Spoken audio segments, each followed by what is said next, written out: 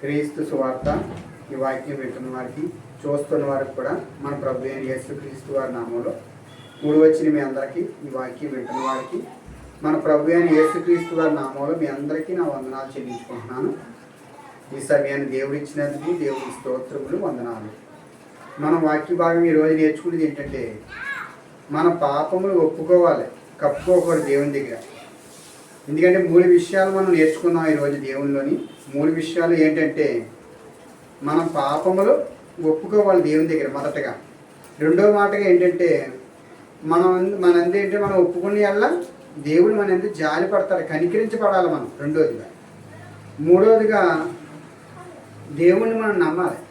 అది ఈ మూడు విషయాల్లో మనం నేర్చుకోవాలని దేవుడు స్పష్టంగా మనతో ఈరోజు మాట్లాడబోతున్నాడు.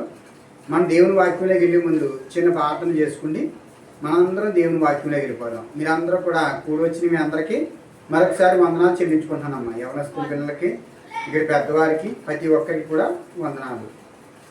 ప్రార్థన చేసుకుందాం. కళ్ళు మూసుకోండి. సకల ఆశీర్వాదాలకి కారణభూతుడైన మా పరలోకున్న మా పరమ తండ్రి, నీ ఘనమైన శ్రేష్టమైన మీ నామాన్ని బట్టి వందనాలు ప్రభువా. ఈ సమయంలో మీ మాటలు చెప్పడానికి ప్రభువా మీరు ఇచ్చిన ఆలోచన బట్టి వందనాలు, స్తోత్రాలు తండ్రి. ఇంకో ప్రభువా చిన్న బిడ్డలు యవనస్తులైన ఉన్నారు, పెద్దవారు ఉన్నారు, చిన్నవారు ఉన్నారు, అనేక మంది ఉన్నారు ఇక్కడ కూడి. తండ్రి ఈ మాటలు మేము చెప్తున్నాం. ఇంకో క్రీస్తు సువార్త అని అనేక మందికి మాటలు చెప్పాలని ప్రభువా మీరు ఇచ్చిన ఈ తలంపును బట్టి స్తోత్రాలు, మీకు వందనాలు తండ్రి. ఇక్కడ ఎవరైతే నాతో పాటు ఈ ప్రార్థనలో ఏకీభించున్నారో వారందరినీ మీరు జ్ఞాపకం చేసుకోండి తండ్రి. ఈ మాటలు వివరించుతుండగా మాకు కావాల్సిన జ్ఞానాన్ని ఇవ్వండి. ఈ మాటలు వివరించడానికి ఎలాగ మాట్లాడాలో ప్రభువా మీ ఆత్మను మా మీద కుమ్మరించి తండ్రి చెప్పేయడానికి మంచి జ్ఞానంలో మాకు దయచేయమని వింటున్న వారికి ప్రభువా ఈ మాటల హృదయాల్లో తండ్రి వారు నేర్చుకోవడానికి, ఈ మాటల పరంగా బ్రతకడానికి, వాక్యం వినగలిగే మనసు ప్రతి ఒక్కరికి, వింటున్న వారిని చూస్తున్న వారికి తండ్రి మీరే కృప దయచేసి వారందరి పట్ల మీరు కాపాడమని, కూడి వచ్చిన బిడ్డల్ని వాక్యం చెప్తున్న వారు నా పట్ల మీరే జ్ఞాపకం చేసుకోమని మీకు స్తోత్రములు దేవా, మీకు వందనాలు చెల్లించుకుంటూ ఈ కొద్ది ప్రార్థన యేసుక్రీస్తు వారి నామములో అడిగి వేడుకుంటున్నాను పరమ తండ్రి, ఆమేన్. మన దేవుని వాక్యంలోకి వెళ్ళిపోదాం. అందరూ బైబిల్ తీసుకోండి. దేవుని వాక్యం పరిశుద్ధమైన మన దేవుని మాటలు తీసుకున్నాం. 10 నిమిషాలు దేవుని వాక్యాన్ని. 3 విషయాలు నేర్చుకుందాం ఈరోజు. మన పాపములు ఏం చేస్తున్నాము? కప్పుకుంటున్నాం, కానీ ఒప్పుకోవాలి దేవుడి దగ్గర. దేవుని దగ్గర మనం ఏం చేయాలి? ఒప్పుకోమంటున్నాడు దేవుడు. కీర్తనల గ్రంథం మొదటి మాటగా తీసుకుందాం. కీర్తనలో 32:5-6 వచనం చూద్దాం. 5-6 5వ వచనం చదువుదాం ముందు మొదటగా. నా దోషమును కప్పుకొనక నీ ఎదుట నా పాపము ఒప్పుకుంటుని. దేవునికి మహిమ కలిగిన గాక. ఈ మాటలు దేవుడు ఇచ్చినట్టు అంటే మన పాపములు ఏం చేస్తున్నాం? మనం కప్పుకుంటున్నాం. దేవుని దగ్గర మనం ఒప్పుకోవాలి. ఒప్పుకుంటే ఈ రోజుల్లో మనం పాపములు చేయట్లేదని మనం అనుకుంటాం. మనం ఉదయం లేచిన కానీ సాయంత్రం దాకా అనేకమైన పాపములు చేస్తూనే ఉంటాం. మనం బయటికి వెళ్తున్నప్పుడు, వస్తున్నప్పుడు అనేకమైన జీవరాశులు చచ్చిపోతూ ఉంటాయి. మన కింద కాళ్ళ కింద పడిపోయి చూడండి, పురుగులు చచ్చిపోతూ ఉంటాయి, సీమలు చనిపోతూ ఉంటాయి, అనేకవి. కానీ ఇవన్నీ కూడా చనిపోతున్నాయి. కానీ దీనికి కారణం ఎవరు? మనమే కదా. మన పాపములు మనం ఎన్ని పాపములు చేస్తున్నాం అంటే మన పాపములు తెలుసా? మనకి ఇచ్చిన సూపులతోనే పాపాలు చేస్తుంటాం. ఇది పాపం కాదా? అనేకమైన అపవిత్రమైన చూస్తాం, అది పాపమే. యెహోవా సన్నిధిని నా అతిక్రమములు ఒప్పుకుందును. అంటే యెహోవా సన్నిధికి వెళ్ళాలి. నువ్వు ఏం చేయాలి? దేవుని దగ్గరికి వెళ్ళి, దేవుని సన్నిధికి వెళ్ళి మన పాపములు ఏం చేయాలి? ఒప్పుకోవాలి అంటున్నాడు దేవుడు. అనుకుంటుంది అంటే ఈ మాటలు ఎవరు చెప్తున్నారంటే దావీదు కీర్తనలో దేవుడు స్పష్టంగా రాయించిన మాటలు. దావీదు గారు ఆయన 7 మార్లు ప్రార్థన చేసేవాడు. దేవుని దగ్గర యథార్థవంతుడైన, ఆయన ఇష్టానుసారమైన కుమారుడైన నీవు నా దోష పాపమును కొద్దిగాని కీర్తన గ్రంథం చూసాం కదండి. నీవు నా పాప దోషమును పరిహరించి అంటే మన పాపములన్నీ కూడా పరిశీలిస్తున్నాడు దేవుడు. మన అందరి పాపములు ఏం చేస్తున్నాడు దేవుడు? పరిశీలిస్తున్నాడంట. నిన్ను నన్ను కూడా ఈరోజు మనం పరిశీలించినాక దేవుడు మన పాపముల్లోనే మనం పడిపోయాము, మన పాపముల చిక్కులో పడిపోయాం. కానీ ఈ పాపములని విడిపించాలంటే మన ప్రభు అయిన యేసుక్రీస్తు వారే. ఈ రోజుల్లో అన్ని వీటికి మనం ఎన్నో విషయాల్లో మన పాపంలో పడిపోతున్నాం, పాపముల్లో మనం చెల్లిపోతున్నాం, పాపముల్లోనే మనం రోగులై పడిపోతున్నాం. పాపములతోనే సామెతల గ్రంథం తీసుకుందాం. 2వ మాటగా సామెతలో 28:13 వచనం చూద్దాం.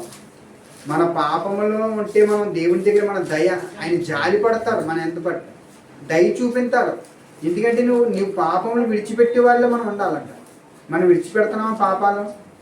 యేసుక్రీస్తు వారు మాట చెప్పారు, మోహం చూపుతో చూసేవాడు అప్పుడే హృదయం ఎంత పాపం చేసినాడు అన్నాడు. అంటే మనం చూసే చూపులు ఎలా ఉండాలి? పాపములు ఈరోజు అనేకమైనవి చూడండి, పాపములు ఎక్కువ చూస్తుంటారు. అంటే మన దృష్టి అంతా కూడా ఈ రోజుల్లో ఎలా ఉందంటే 28:13 చదవండి. సామెతల గ్రంథం 28 2వ మాటగా తీసుకుందాం. మొదటి మాటగా మన ఏంటి? 13వ వచనం చూద్దాం. అతిక్రమములను దాచిపెట్టువాడు వర్ధిల్లడు. వాటిని ఒప్పుకుని విడిచిపెట్టువాడు కనికరము పొందును. దేవుని స్తోత్రం కలిగిన గాక. అంటే మనం దాచిపెట్టుకుంటున్నాం చూసా, దాన్ని దాచుకుంటారు, డబ్బులు దాచుకుంటారు, ఆస్తిపాస్తులు దాచుకుంటారు. కానీ అతిక్రమలు అంటే అన్యాయంగా ఏదైనా దాచుకుంటే అతిక్రమలు అవన్నీ కూడా దాచిపెట్టుకుంటున్నారు అంటున్నాడు దేవుడు. మన అతిక్రమలు దాచిపెట్టుకుంటే దేవుని దగ్గర మనం కనికరం ఎలా పొందుతాం చెప్పండి. ఈరోజు మన పాపములన్నీ ఒప్పుకోవాలి. మన అతిక్రమలన్నీ దేవుని దగ్గర మనం ధనాన్ని దాచిపెట్టినట్టుగా దాచుకుంటున్నామంట. మన అతిక్రమలన్నీ కూడా దాచిపెట్టుకోకుండా దేవుని ఎదుట మనం ఏం చేయాలి? ఒప్పుకోమంటున్నాడు దేవుడు. ఈరోజు నువ్వైనా నేనైనా కూడా మనం ఒప్పుకునే స్థితి మనకు ఉండాలి. మన అతిక్రమలన్నీ కూడా దేవుడు చెప్తున్నాడు సామెతల గ్రంథం 28:13 వచనంలో, మన అతిక్రమలన్నీ కూడా మనం దాచిపెట్టుకుంటే మనం కనికరించబడలేము. మన పాపముల్లో పడిపోయి దేవుని ఎదుట మనం కనికరించబడలేకపోతున్నాం. మనం కనికరించబడాలంటే దేవుని ఎదుట మనం ఎలా చేయాలి? ఒప్పుకోవాలి. మన అతిక్రమలన్నీ కూడా దేవుని దగ్గర మనం ఒప్పుకుంటే మన తప్పులన్నీ కూడా దేవుడు క్షమిస్తాడు. మనం 3వ మాటగా మొదటి యోహాను 1:8-9 వచనం చూద్దాం. చివరిగా 3వ మాటగా మన పాపములు ఏం చేయాలి? ఒప్పుకోవాలి దేవుని ఎదుట. మన హృదయంతో పాపం చేస్తుంటాం, కళ్ళుతో, చేతులతో, కాళ్ళతో, ఎన్ని పాపములే. మనిషి ఉదయం లేచిన కానీ సాయంత్రం దాకా అనేకమైన అపవిత్రమైన మాటలు మాట్లాడుతూ ఉంటాం. కానీ ఇవన్నీ కూడా దేవుని దృష్టిలో అన్ని పాపములే. దేవుడు స్పష్టంగా మాట్లాడుతున్నాడు. ఒక స్త్రీని మోహం చూపుతో చూసిన వాడు అప్పుడే హృదయంలో పాపం చేసినట్టు అంట. యేసుక్రీస్తు వారు మత్తయి సువార్తలో మాట చెప్తున్నాడు. మనం ఎన్నోసార్లు విన్నాం ఈ మాట. మన పాపముల వల్ల దేవునికి మనకి మనం దూరమై ఉన్నాం. మనం దేవునికి మనకి. మొదటి యోహాను 9:8-9 వచ్చినారు. మన దేవుని మాటలు మనం నేర్చుకోవాలి. ఈరోజు ప్రేమైన పిల్లలైన ద్వారా 9:10 చివరిగా చదువుకుందాం. మనము పాపము లేని వారని చెప్పుకుని ఎడల మనమే మోసపుచ్చుకుంటాం. చాలు, ఒక నిమిషం. అంటే మన పాపం లేదండి, నా దగ్గర ఏ పాపం లేదండి అంటారు చాలామంది. మనం ఏం పాపం చేస్తున్నామండి, అయినా మనం పాపలు అంటారు. కానీ ఒప్పుకుంటామండి అలా పాపము చేయవారని దేవుడు కూడా స్పష్టంగా మాట్లాడుతున్నాడు. మొదటి యోహానులో మనం పాపములను ఒప్పుకోవాలి దేవుని ఎదుట, తప్పుకోకూడదు. మరియు మనలో సత్యం ఉండదు.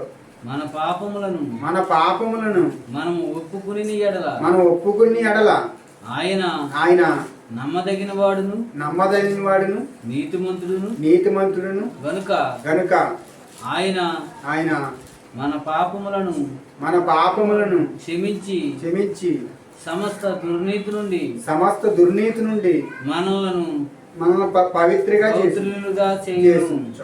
అంటే మన పవిత్రులుగా మనం చేయాలంటే దేవుడి వల్లే అది సాక్ష్యం, ఎవరి వల్ల అవదది. ఏ మనిషి కూడా నిన్ను పవిత్రంగా చేయగలడా? మన పాపములన్నిటిని కూడా ఆయన పవిత్రంగా చేస్తాడు దేవుడు. మనము పాపము లేనిదని చెప్పుకుని ఎడల ఆయనను ఆయనను అబద్ధికునిగా చెయ్యవారు మగుదుము. మన నాలో నేను పాపం చేయట్లేదని అన్నా మనం అబద్ధికునిగా చేస్తాం దేవుడిని. ఎందుకంటే మనం పాపం చేసామని దేవుడి దగ్గర ఒప్పుదల చేయాలి. నువ్వు ప్రతి పాపము నుంచి క్రీస్తు రక్తం నిన్ను పవిత్రగా చేస్తుంది. మరియు ఆయన వాక్యము మనలో ఉండదు. సో మనలో పాపం ఉంటే వాక్యం ఉంటుందా? వాక్యం అన్నది మనలో ఉండదు. పాపం అన్నది మనలో పేరే పిలిస్తే వాక్యానికి దూరం అయిపోతాం, దేవునికి దూరం అయిపోతాం. దేవునికి దగ్గరగా ఉండాలంటే మనం ఏం చేయాలంటే మొదటగా దేవుని దగ్గర పశ్చాత్తాపడి, ఇదిగో నేను పాపిని ప్రభువా, నేను పాపాత్మని, ఎన్ని ఆలోచనలతో పాపం చేశాను, ఏ తలంపులతో చేశాను తండ్రి ప్రభువా అని దేవుని దగ్గర పశ్చాత్తాపడి క్షమాపణ పడి దేవుని దగ్గర నువ్వేం చేయాలి? గోజాడాలి. నేను చేసిన తప్పులు క్షమించి తండ్రి అని నువ్వు ఒప్పుకుంటే దేవుణ్ణి పాపములను క్షమించి నిన్ను పవిత్రుడిగా చేస్తానంటున్నాడు ప్రభు యేసుక్రీస్తు వారు. నిన్ను పరిశుద్ధుడిగా మారుస్తాడు. నువ్వు పవిత్రుడిగా అవుతావు. నీలో సత్యం అన్నదే ఉండదు, నీలో పాపం ఉంటే. ఈరోజు మనం ఏం నేర్చుకున్నామంటే మనం పాపములు ఒప్పుకోవాలి, కప్పుకోకూడదు మొదటి మాటగా. రెండో మాటగా మనం దేవుని ఎదుట మనం ఏం చేయాలి? కనికరింపబడాలి. మన అతిక్రమలు దాచిపెట్టుకుంటాం, ధనాన్ని డబ్బుని దాచిపెట్టుకునే వాళ్ళు ఉన్నారు. కానీ అతిక్రమలు అంటే పాపములు, అనేకమైన దౌర్జన్యం, అనేకమైన తప్పులు చేస్తూ అన్యాయమైన పనులు చేస్తూ అయ్యే అతిక్రమలు. అన్యాయమైన పనులు చేస్తారు చూడండి, దౌర్జన్యంగా వస్తారు చూడు, అక్రమంగా లాగేసుకుంటారు. అలాంటివన్నీ కూడా అక్రములు, అవన్నీ కూడా మనం దాచిపెట్టుకుంటామంట. అవన్నీ కూడా ఒప్పుకోవాలంటున్నాడు దేవుడి దగ్గర. అవి ఒప్పుకుంటే మనం ఈ పాపములు ఒప్పుకుంటే మనం ఎక్కడికి వెళ్తాం? నిత్య జీవనంలో ప్రవేశిస్తాం. దేవుని నమ్ముకుంటే దేవుని కొరకు బ్రతికితే దేవుడు ఉండే లోకానికి వెళ్తామని దేవుడు వాక్యం చెలవేస్తుంది. రోమాపత్రికలో చెప్తాడు దేవుడు, పాపం వచ్చే జీతం మరణం. మనకు మరణం వస్తుంది పాపాల వల్ల. మనం చేసే పాపముల వల్ల అనేకమైన పాపాలకి బానిస అయిపోతున్నారు. ఈరోజు మందుకి, అనేక అలవాట్లకి బానిస అయిపోతున్నారు. కానీ అన్నిటికీ విడుదల చేయాలంటే యేసు రక్తం ప్రతి పాపము నుంచి నిన్ను పవిత్రగా చేస్తుంది. యేసు రక్తమే నిన్ను ప్రతి పాపానికి మందు. యేసుక్రీస్తు వారే చెప్తున్నాడు, మన పాపములన్నింటినీ కూడా ఆయన రక్తంతో నీకు కడుగుతాడు. మనం ఆయన నమ్ముకోవాలి. యేసుక్రీస్తు వారు నా సొంత రక్షకుడని నువ్వు నమ్మి విశ్వాసం నుంచి నమ్మితే నువ్వు రక్షించబడతావని దేవుని వాక్యం సెలవిస్తుంది. ఈరోజు మనం ఏం నేర్చుకున్నాం అంటే, మీరు అందరూ చెప్పండమ్మా, ఏం నేర్చుకున్నాం? మన దేవుణ్ణి ఒప్పుకోవాలి. మనం చేసిన పాపములన్నీ కూడా నేను పాపిని ప్రభువా అని నువ్వు ఒప్పుకుంటే నువ్వేం చేస్తే క్షమించబడతావు.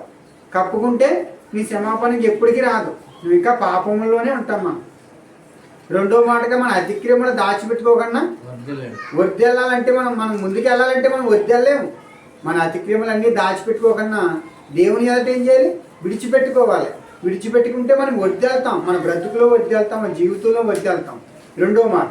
మూడో మాటగా మన పాపములన్నింటినీ కూడా యేసు రక్తం కడుగుతుంది. మన పాపములన్నీ కడిగి నేను పవిత్రగా మారుస్తుంది యేసుక్రీస్తు వారి రక్తం. యేసు ప్రభు వారిని నమ్మాలి.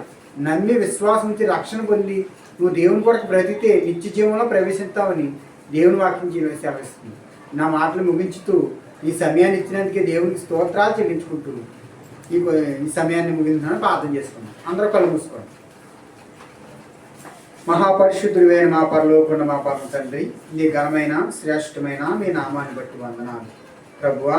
ఇదిగో తండ్రి, మేము కప్పుకున్న వారిలా లేకుండా పాపములు తండ్రి ఒప్పుకోవాలి ప్రభువా. మీ ఎదట మీ సన్నిధిలో యెహోవా సన్నిధికి వెళ్ళి మేమన్నీ విడిచిపెట్టాలి ప్రభువా. పాపములన్నీ కూడా అనేక మంది ప్రభువా ఈ లోకంలో పాపములు కొరకు బ్రతుకుతున్నారు, పాపము జీవితం జీవిస్తున్నారు. వాళ్ళందరూ విడిచిపెట్టే వారిలా ఉండాలి తండ్రి.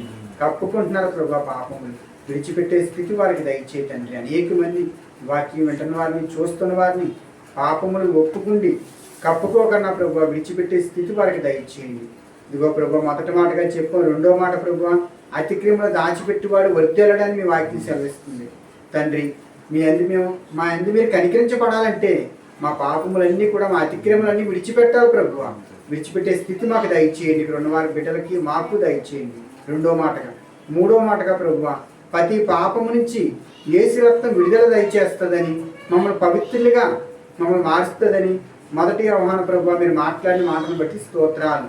8-9 వచనాలు మీ మాటలు సెలవిచ్చారు ప్రభువా. మేము నీతి మాలో ఉండదు ప్రభువా, పరిశుద్ధత ఉండదు తండ్రి, వాక్యం మాలో ఉండదు తండ్రి. పాపం ఉంటే తండ్రి, పాపానికి మేము దూరం అయ్యి మీకు దగ్గరగా జీవించడానికి మాలో పవిత్రత, పరిశుద్ధత నింపమని ప్రతి పాపం నుంచి రక్తం, మీ పరిశుద్ధమైన రక్తం విడుదల దయచేస్తుంది, పాపక్షమాసనం మనకు దొరుకుతుందని మీ వాక్యం సెలవిస్తుంది.